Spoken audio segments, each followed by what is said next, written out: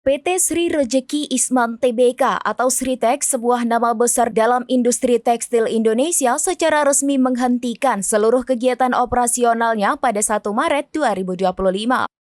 Perusahaan yang telah lama berkecimpung di dunia tekstil ini dipimpin oleh Iwan Kurniawan Lukminto sebagai Direktur Utama dan Mira Kristina Setiadi sebagai Direktur Operasional.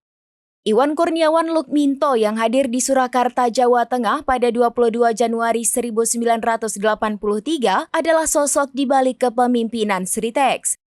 Ia merupakan putra keempat dari pendiri Sritex, H.M. Lukminto.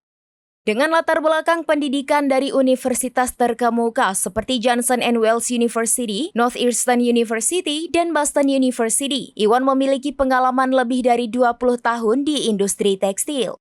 Perjalanan karir Iwan di Sritex dimulai dari bawah sama seperti kakaknya.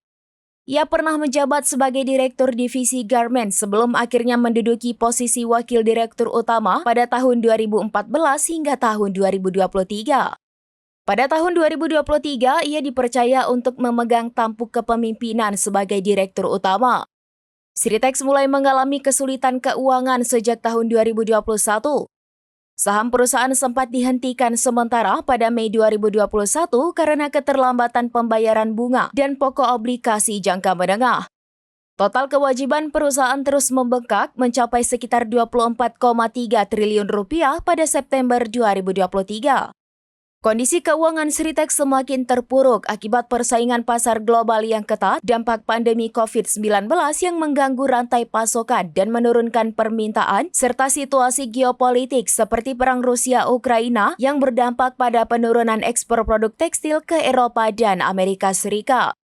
Pada 21 Oktober 2024, Pengadilan Niaga Semarang menyatakan Sritex dan 3 anak perusahaannya yaitu PT Sinar Panca Jaya, PT Bitratex Industries, dan PT Primayuda Mandiri Jaya dalam keadaan pailit.